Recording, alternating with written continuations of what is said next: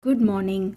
Today let's see about an article submitted by David AJohnson. The article is about Lanthanides and self-actualization. This article is seen in Google.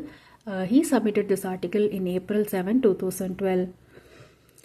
In aphorism 119, as certainly as each mineral and each salt differ from each other, just as certainly are they all different and divergent from one another in their morbific and curative actions.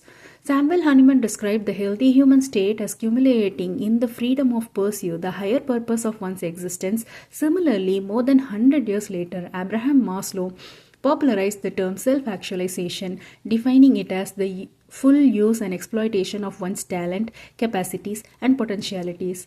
If disease implies a degree of limitation to realize one's fullest potential, then homeopathic remedies carry a solution to that limitation.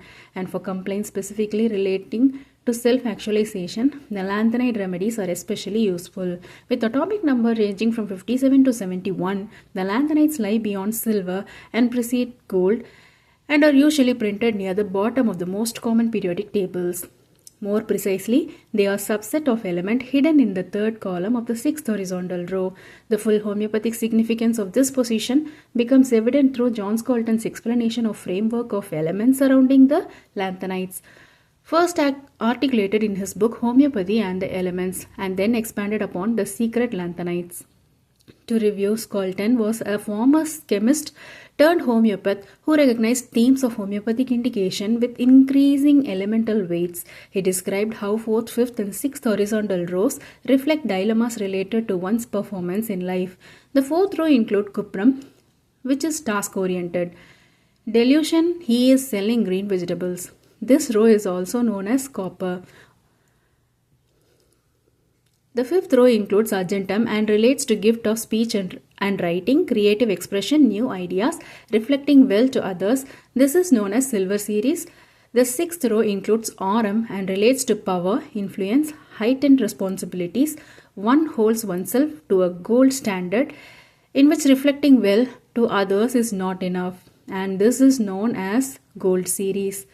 Progressing from the left to middle according to vertical column of the table, Scalton recognized an ascent of elements reflecting progressive confidence and challenges. One's confidence culminates in the peak performance of niccolum and cuprum, 10th and 11th column of the copper series, palladium and argentum of silver series, and platina and aurum of the gold series. Similarly, he recognized how 12th vertical column of zinc and cadmium and mercurius mark the beginning sense of decline, the first sign of waning competency and capacity. This decline continues with the subsequent elements and progresses all the way to the right of the table. To one degree or another, everyone is engaged in a performance in life, so a remedy from the periodic table is not chosen solely on the basis. For example, just because a person is a musician is not an automatic reason to look to the silver series for a remedy. Rather, the client needing a performance remedy may either directly state or imply that their performance is not freely expressed. Instead, it's conditional. That is, their desire to refine their performance reflects a conditional standard by which they either feel okay or not. In other words, the performance may reflect their sense of self-worth, value, feeling nurtured and connected, feeling appreciated, being noticed, avoiding blame, etc. How does the above relate to Lanthanides? Positioned at the third column of the periodic table, Lanthanides represent the first step towards autonomy and self-actualization, venturing beyond challenges with relationship, first column, and external structure, second column. The third column marks the beginning of autonomous action and is accompanied by confusion, irresolution, indecision. All Lanthanides also sit between silver and gold, symbolic of one's desire to express silver gifts towards a golden ideal. Dilemmas related to self-actualization are often expressed by words and phrases such as being stuck in a rut, trapped, or confused about the next step. In other words, the person describes a frustrated desire for true and meaningful self-expression to more fully express one's inner gifts and be more positive influence and make a bigger difference in the world.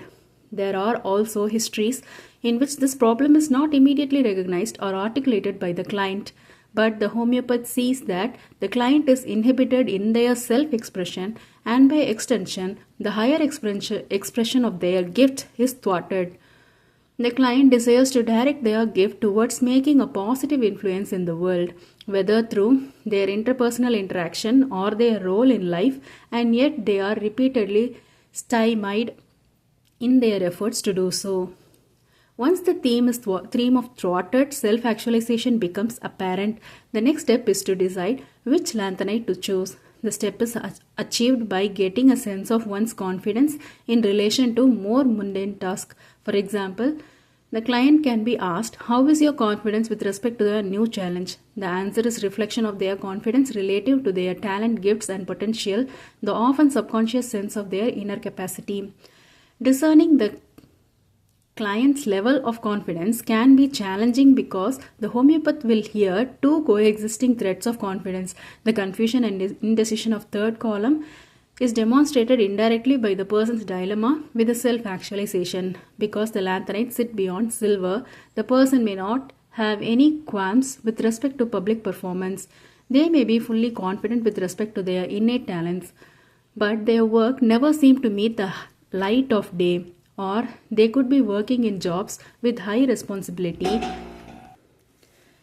and yet they relate to deep dissatisfaction with their work. The choice of particular lanthanide can be further complicated if the lanthanide is bonded with an anion which is also embodied confidence issues, that is silesia, low confidence, and sulfur, high confidence. But with careful discrimination, one can distinguish the person's confidence related to their inner capacity. Lanthanide stage. As opposed to the confidence issue related to the anion, for example, sulfur is related to the ego's need for appreciation, whereas silesia is related to uncertainty about how they are being perceived by others. So the client's level of confidence with respect to their inner capacity for more mundane tasks, or at least what they perceive to be mundane, determines the homeopath's choice of the particular lanthanide. Although the lanthanide hold the third column position, they also stretch horizontally with each respective lanthanide aligned with the vertical column of remedies above them. For example, gadolinium is in the 10th column with nicolum, palladium, and platina.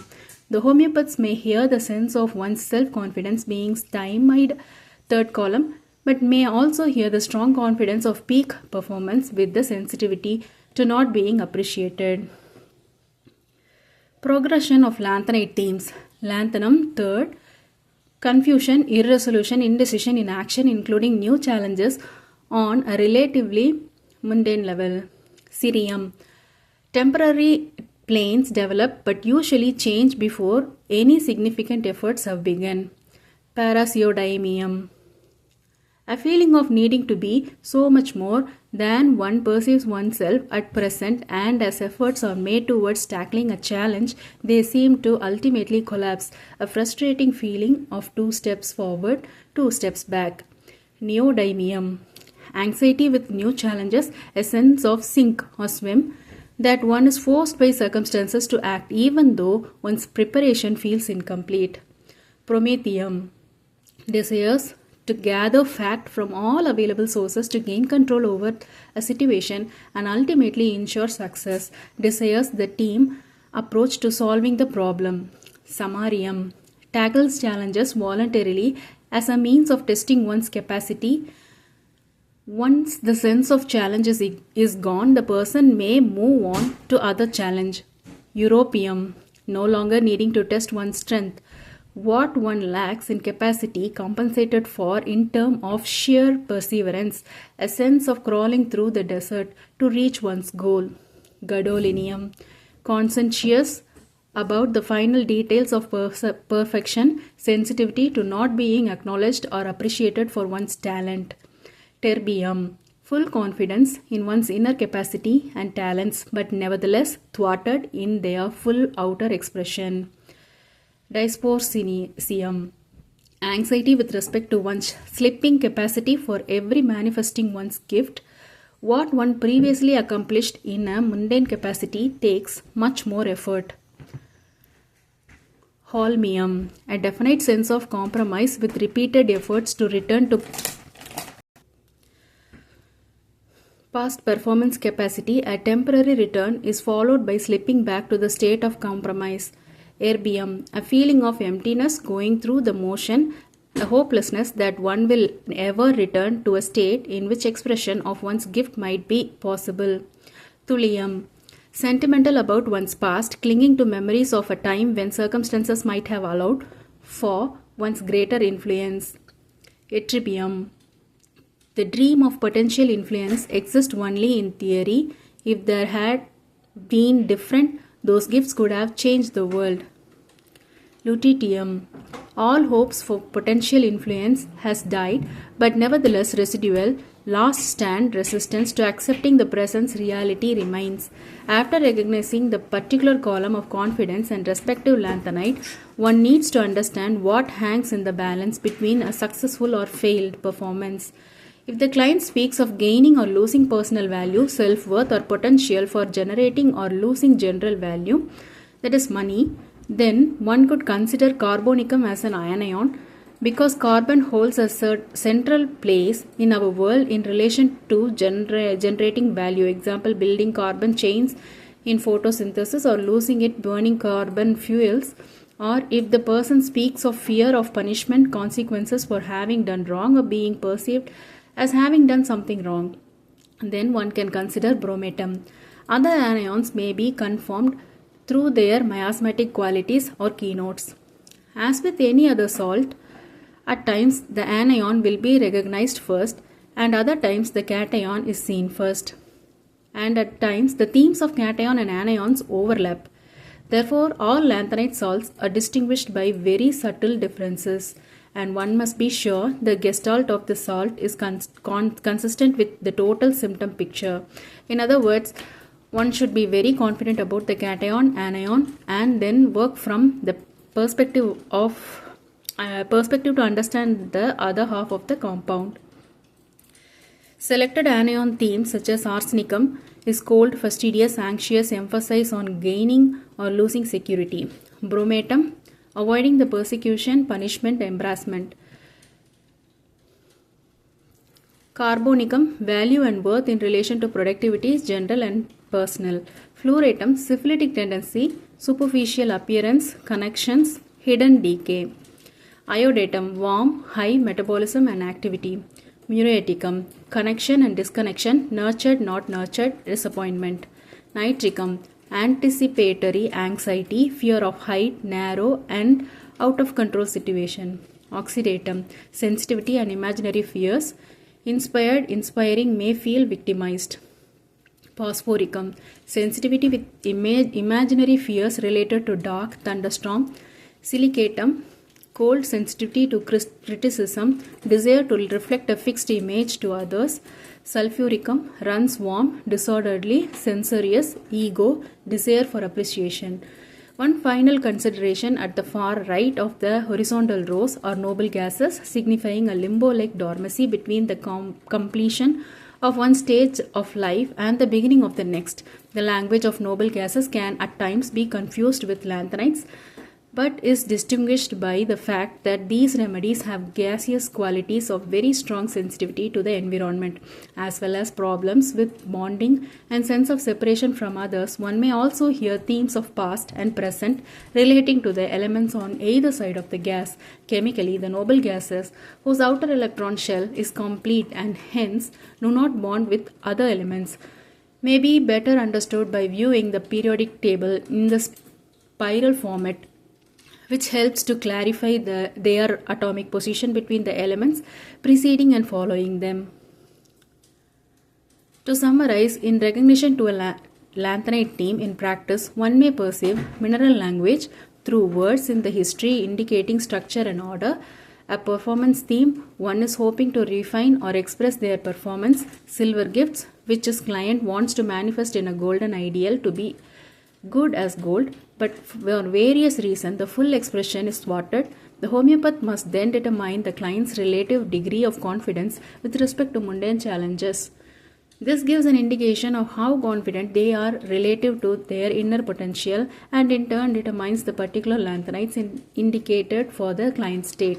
Finally, the homeopath needs to understand the significance of the performance to the client. A client might say, I want my music to make a difference in the world, but it seems like only friends and relatives show up when I perform, and that makes me feel worthless. Or, I want my vision of enlightened architecture to someday help perceive the world's resources. I feel frustrated that people aren't listening. I don't feel acknowledged or appreciated. Or I want my stories to inspire children through a universal language of peace. Yet, as hard as I work it, I am not any closer to realizing my dreams. That makes me feel deeply disappointed and alone. In most cases, the anion also contributes to the understanding of how and perhaps why the lanthanide state is persistent for the individual. In summary, lanthanide remedies possess an amazing precision by which they match dilemmas of self-actualization. The above is an introductory guide to their use, and once the key to unlocking their use is found, they likely become an essential part of one's practice as they unlock the client's gift as well.